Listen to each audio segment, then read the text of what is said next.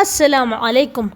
താഴെ നിന്നും ഉമ്മയുടെ വിളി കേട്ടതും ബാത്റൂമിൽ കയറി മുഖം നന്നായി കഴുകി തുടച്ചുകൊണ്ടവൾ താഴേക്ക് നടന്നു.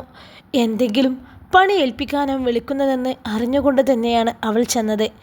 അല്ല, ഈ എവിടെയെന്നോ? ഇവിടുത്തെ പണിയാളൊക്കെ കഴിയുന്നതിന് മുമ്പ് തന്നെ റൂമിൽ പോയിരിക്കുകയാണോ? ഇപ്പോൾ ഏത് സമയം ഫോൺ വിളിയ റൂമിൽ അടച്ചിരിപ്പാണ്. വീട്ടിലെ പണികൾ ചെയ്യാതിരിക്കാൻ ഇപ്പോഴത്തെ കുട്ടികളുടെ ഓരോ അടവുകൾ. സമതിൻ്റെ മുന്നിൽ വെച്ച് തന്നെ അവളെ ഇല്ലാത്ത കുറ്റങ്ങൾ നിരത്തി മനഃപൂർവ്വം അവർ വേദനിപ്പിച്ചുകൊണ്ടേയിരുന്നു. ഇതൊക്കെ കേട്ട് സാഹിറയും സാജിദയും അടക്കി ചിരിക്കുന്നുണ്ട്. ഷാനിയുടെ നോട്ടം ചെന്നത് സമതിന് നേർക്കാണ്. പതിവ് പോലെ തന്നെ ഉമ്മയുടെ എല്ലാ കഥകൾ കേട്ട് തൻ്റെ നേരെ ദേഷ്യം നിറഞ്ഞ നോട്ടം തന്നെയാണ് അവിടെ. അവൾക്ക് പ്രത്യേകിച്ചൊന്നും തോന്നിയില്ല. എല്ലാം ശീലമായി തുടങ്ങിയിട്ടുണ്ട്. പൊരുത്തപ്പെട്ട് ജീവിക്കാനും പഠിച്ചു തുടങ്ങിയിരിക്കുന്നു. അവൾ തലയും താഴ്ത്തിക്കൊണ്ട് അടുക്കളയിലേക്ക് നടന്നു.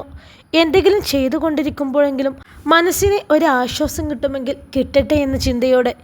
കുട്ടികൾ ബീച്ചിൽ പോകണമെന്ന് പറഞ്ഞ് ബഹളം വെക്കുന്നുണ്ട്. നീ റെഡിയാക്, താത്താരെയും കുട്ടികളെയും കൂട്ടി പുറത്ത് പോയിട്ട് വരാം.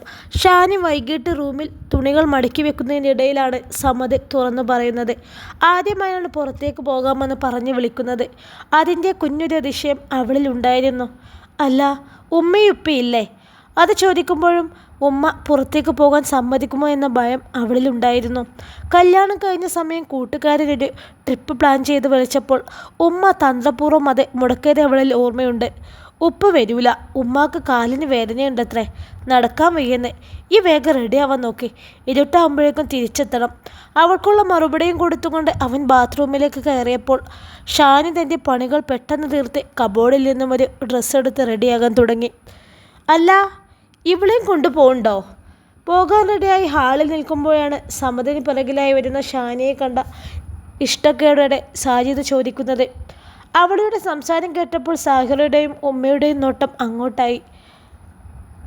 ഉമ്മയുടെ മുഖം ഉരുണ്ടു. അല്ല, നിങ്ങളെല്ലാവരും പോവാണോ? അപ്പം ഞങ്ങൾക്ക് തുണക്കാരുമില്ലേ? ഉമ്മ അവരുടെ തന്ത്രം പുറത്തെടുക്കാൻ തുടങ്ങി. ഷാനിക്ക് അവരുടെ നോട്ടത്തിൽ നിന്ന് തന്നെ അതും മനസ്സിലാവാൻ തുടങ്ങി. ഉമ്മ ഇല്ലെന്ന് പറഞ്ഞതുകൊണ്ടല്ലേ, അല്ലെങ്കിൽ നിങ്ങൾക്കും കൂടി വരായിരുന്നു. സമതാണ് അതിന് മറുപടി നൽകിയത്.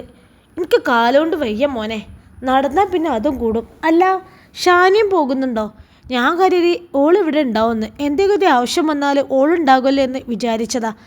ഉമ്മ അത് പറഞ്ഞു നിർത്തിയപ്പോൾ സമത് തിരിഞ്ഞ് ഷാനിയുടെ മുഖത്തേക്കാണ് നോക്കിയത്. ഞാൻ ഇവിടെ നിന്നോളാം, നിങ്ങൾ പോയിക്കോളി. അവൻ്റെ നോട്ടം കണ്ടപ്പോൾ അവൾ പറഞ്ഞു, എന്നാലും ഞാൻ ഉമ്മാക്ക് കൂട്ടി നിൽക്കാം, ഷാനി പോയിക്കോട്ടെ. സാഹിറ നല്ലവൾ ചമഞ്ഞു കൊണ്ടുവന്നു. അത് വേണ്ട, അവർക്ക് എപ്പോൾ വേണമെങ്കിലും പോകാലോ. നിങ്ങൾക്ക് ഇങ്ങനെ വല്ലപ്പോഴല്ലേ ഒരു അവസരം കിട്ടുള്ളൂ. നിങ്ങൾ പോയിട്ട് പോരെ, എനിക്ക് കൂട്ടിന് ഷാനി നിന്നോളും. കാലിനെ വേദന ഉള്ളതുകൊണ്ടാ. വല്ല ആവശ്യം വന്നാലോ? അല്ലെങ്കിൽ നിങ്ങളപ്പോൾ ഓൾക്കും വരായിരുന്നു. ഉപ്പുണ്ടായിട്ട് കാര്യമില്ലല്ലോ. ഉമ്മ വിധേയം വിതറി കൊണ്ട് പറഞ്ഞു. എനിക്ക് കുഴപ്പമില്ല, നിങ്ങൾ പോയിക്കോ, നമുക്കേ പിന്നെ ഒരു ദിവസം പോവാം. ഷാനി പറഞ്ഞപ്പോൾ അവൾ റെഡിയായി ഇറങ്ങിയിട്ടും പിന്തിരിയേണ്ടി വന്നതിൽ ചെറിയൊരു ബുദ്ധിമുട്ടോടെ സമത പറഞ്ഞു. വാ മാമ, നമുക്ക് പോവാ. കുട്ടികൾ സമതിൻ്റെ കയ്യിൽ പിടിച്ചു വലിച്ചപ്പോൾ അവൻ അവരെയും കൂട്ടി പുറത്തേക്ക് നടന്നു. പുറകെ സാഹിറയും സാജിദയും. കാറിൽ കയറുന്നേരം സാഹിറയും സാജിദയും ഷാനിക്ക് നേരെ നോക്കിയ നോട്ടത്തിൽ പരിഹാസവും പുച്ഛവും നിറഞ്ഞു നിൽക്കുന്നുണ്ടെന്ന് അവൾക്ക് മനസ്സിലായി.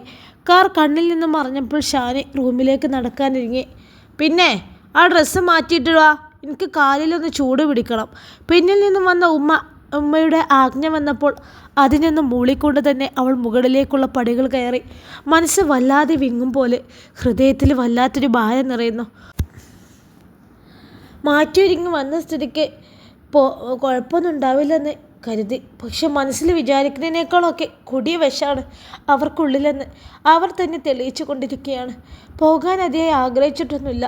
അവർക്കൊപ്പം പോയാലും ഒറ്റപ്പെടുത്തലും കുറ്റപ്പെടുത്തലും ഒക്കെ ഉണ്ടാവുമെന്ന് എനിക്കറിയാം. എന്നാലും ഉള്ളിലൊരു നീറ്റൽ.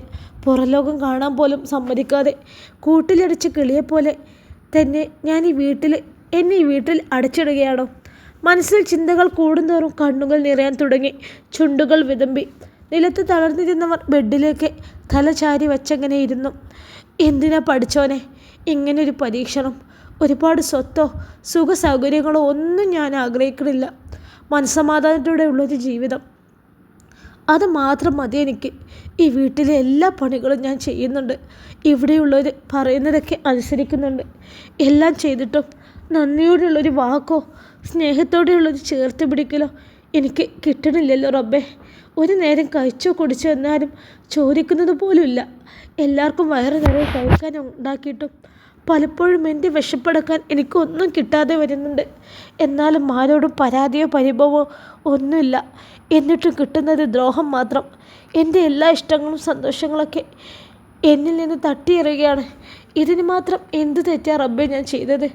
ഓരോ പെൺകുട്ടിയും എന്തൊക്കെ സ്വപ്നങ്ങളും പ്രതീക്ഷകളുമായിട്ടാണ് വിവാഹം കഴിച്ച് മറ്റൊരു വീട്ടിലേക്ക് വരുന്നത്. എല്ലാവർക്കും പ്രതീക്ഷിച്ചതുപോലെ കിട്ടണമെന്നില്ല. ചിലർക്ക് പ്രതീക്ഷിച്ചതിലേക്കും കിട്ടിയിട്ടുണ്ടാവും. എന്നാലും വർഷങ്ങളോളം മാതാപിതാക്കളെ തണലിൽ അവരെ സ്നേഹലാണയിൽ വളർന്ന മക്കൾ വേറൊരു വീട്ടിലേക്ക് പറിച്ചു മാറ്റപ്പെടുമ്പോൾ പിന്നെ അവിടെയാണ് അവരുടെ ലോകം. സ്വന്തം വീടും വീട്ടുകാരെയും വിട്ടുപിരിഞ്ഞ് സങ്കടം മാറുന്നത് കെട്ടിച്ചു വിട്ട ആ വീട്ടുകാരുടെ സ്നേഹത്തിലൂടെയാണ്. പണവും സൗകര്യവും ഒന്നുമില്ലെങ്കിലും സ്നേഹവും സമാധാനങ്ങളും ഉണ്ടെങ്കിൽ അത് എത്രയോ വലിയ കാര്യമാണ്. എന്നാൽ എനിക്ക് മാത്രം എന്താണ് ഇങ്ങനെയൊക്കെ? പ്രതികരിക്കാൻ അറിയാത്തത് കൊണ്ടാണോ, അതോ ആർക്കും ബുദ്ധിമുട്ടാക്കരുത് എന്ന് ചിന്തിക്കുന്നത് കൊണ്ടാണോ? വേണ്ടായിരുന്നു, വിവാഹം കഴിക്കണ്ടായിരുന്നു. എൻ്റെ ഉമ്മാൻ്റെയും ഉപ്പാൻ്റെയും മോളായി മാത്രം ജീവിച്ചാൽ മതിയായിരുന്നു. ഒന്നും വേണ്ടായിരുന്നു. മൗനമായി തേങ്ങിയവളുടെ ഉള്ളിൽ ഓരോ ചിന്തകൾ കൂടി വന്നതോടെ ചുണ്ടുകൾ വിറച്ചുകൊണ്ട് അതൊരു പൊട്ടിക്കരച്ചിലായി മാറാൻ അധികം സമയം വേണ്ടി വന്നില്ല.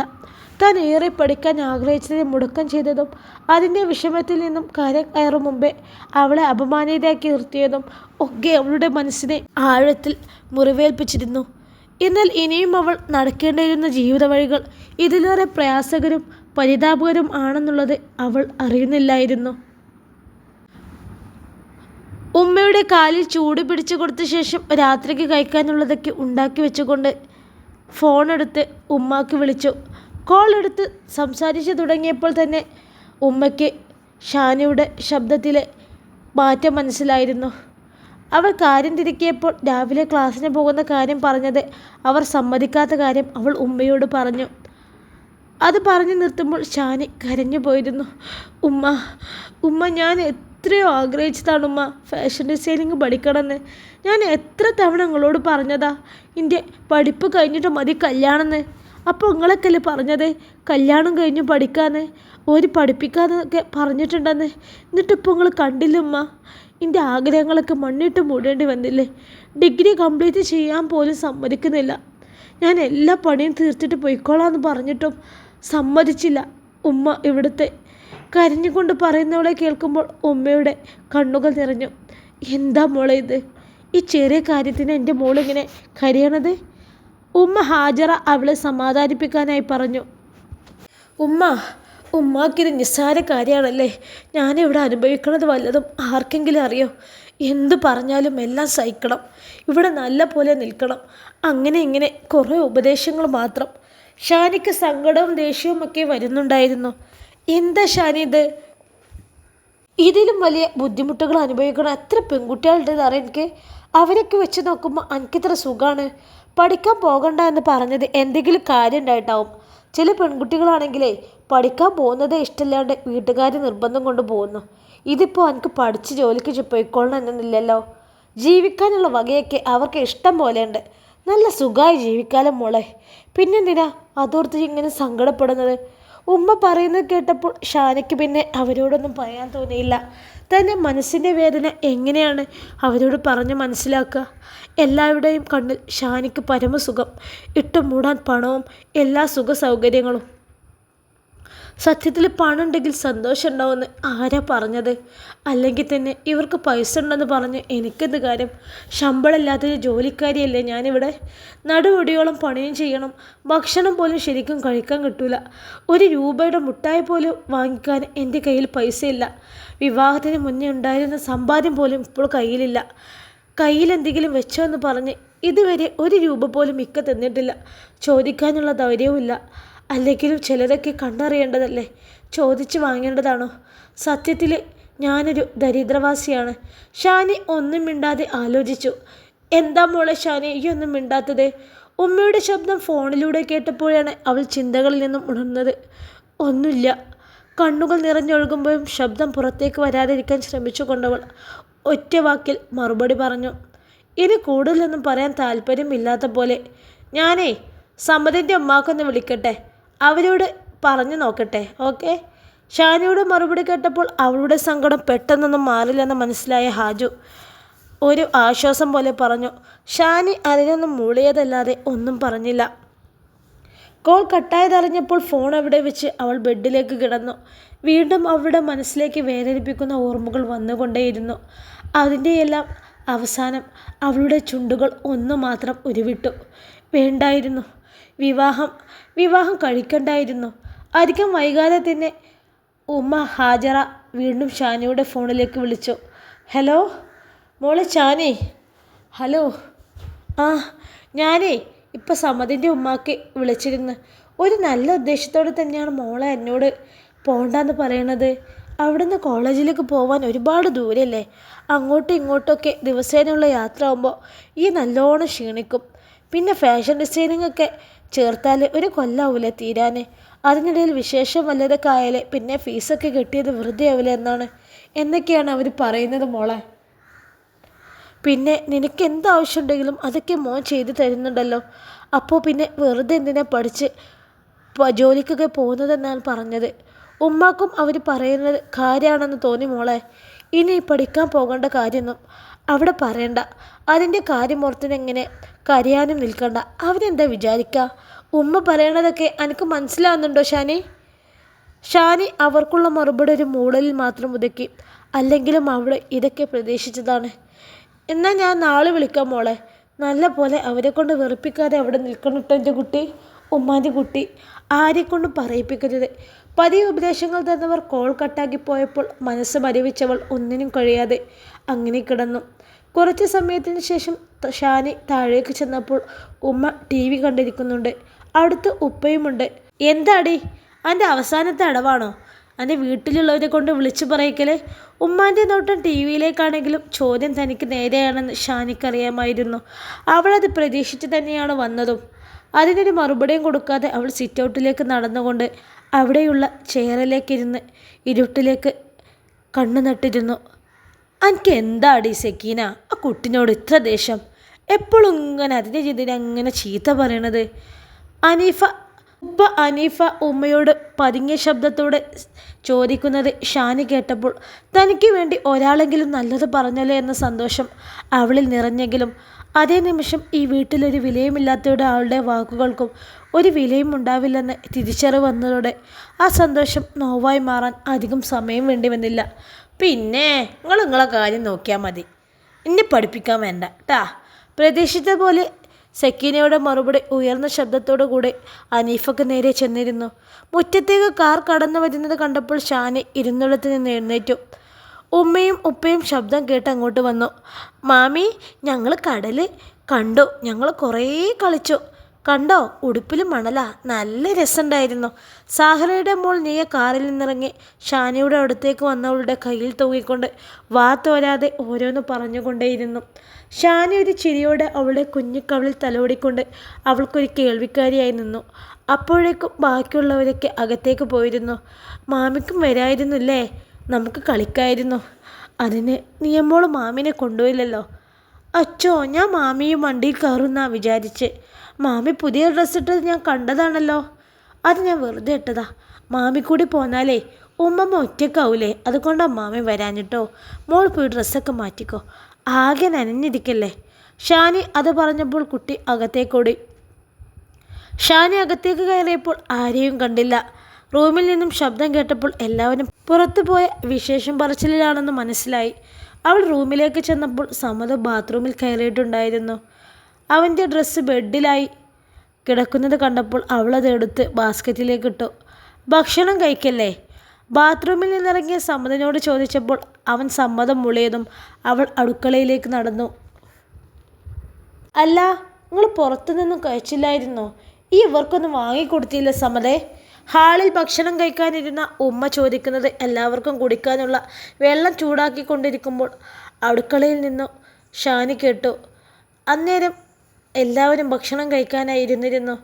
ആ, ഞങ്ങൾക്ക് മാമ ഫ്രൈഡ് ചിക്കനും ബർഗറും വാങ്ങി തന്നു. സൂപ്പർ ടേസ്റ്റ് ആയിരുന്നു അല്ലേടാ? സാജിദയുടെ മോൻ ഫൈഹാൻ മറുപടി പറഞ്ഞുകൊണ്ട് അവൻ്റെ ഇക്കാക്ക ഫാദിനോട് ചോദിച്ചു. അതെ, ഞാനാ കൂടുതൽ കഴിച്ചു കേട്ടോ. ഞാനും, ഫഹദ് പറഞ്ഞതിന് സാഹിറുടെ മകൻ നാസിമും ഏറ്റുപിടിച്ചു. ഞങ്ങൾ ബീച്ചിലേക്ക് കയറും മുന്നേ അടുത്തുള്ളൊരു റെസ്റ്റോറൻറ്റിൽ നിന്ന് ഫ്രൈഡ് ചിക്കനും ബർഗറും കഴിച്ചു. അസ്തമയം കഴിഞ്ഞ് ഇറങ്ങുമ്പോഴേക്കും നേരം വൈകിയാലോ, പിന്നെ കുട്ടികൾക്കൊക്കെ വിശക്കുന്നുവെന്നും പറഞ്ഞു. സമത ഭക്ഷണം കഴിക്കുന്നതിനോടൊപ്പം പറഞ്ഞു. അത് നന്നായി, അല്ലെങ്കിൽ പിന്നെ ഈ ഉണ്ടാക്കി വെച്ചതൊക്കെ വെറുതെ കളയേണ്ടി വന്നിനെ. തിരിച്ചു വരുമ്പോൾ കഴിച്ചിട്ടുണ്ടെങ്കിലേ പിന്നെ വിശപ്പുണ്ടാവില്ലല്ലോ. കുട്ടികളൊന്നും കഴിക്കില്ല. ഉമ്മാക്കും ഉപ്പാക്കും അതൊന്നും ഇഷ്ടമില്ലാത്തതുകൊണ്ട് ഞാനാ ഇങ്ങോട്ട് വാങ്ങിക്കണ്ടെന്ന് പറഞ്ഞത്. പിന്നെ ഷാനിക്ക് വേണ്ടി മാത്രമായി വാങ്ങണ്ടേ? അതുമല്ല, അപ്പോഴൊക്കെ വാങ്ങി വെച്ചാൽ ആകെ തണുത്ത് ടേസ്റ്റ് പോവും. സാഹിറ പറഞ്ഞു നിർത്തുമ്പോൾ ഷാനി കുടിക്കാനുള്ള വെള്ളവുമായി അങ്ങോട്ട് വന്നിരുന്നു. അത് കുഴപ്പമില്ല, ഓല എങ്ങോട്ടെങ്കിലും പോകുമ്പോൾ വാങ്ങി കഴിച്ചോളും, ഉമ്മ അലസമായി പറഞ്ഞു. ഷാനി അതിലേക്കൊന്നും ശ്രദ്ധ കൊടുക്കാതെ ഒരു ഒഴിഞ്ഞ കസേരയിലേക്ക് കഴിക്കാനിരുന്നു. അപ്പോഴേക്കും ഓരോരുത്തരായി കഴിച്ച് എണീറ്റ് പോകാൻ തുടങ്ങി.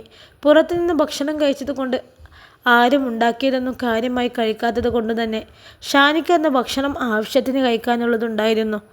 അത് കണ്ടപ്പോൾ തന്നെ അവർ പുറത്തുനിന്ന് കഴിച്ചത് നന്നായെന്ന് അവൾ വിചാരിച്ചു.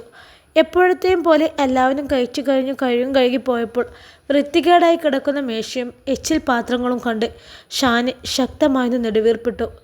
എല്ലാം വൃത്തിയായി വരുമ്പോഴേക്കും അവൾ അവശയായിരുന്നു. 2 ദിവസങ്ങൾ കഴിഞ്ഞാണ് പിന്നെ സാജിദയും സാഹിറയും തിരിച്ചു പോയത്.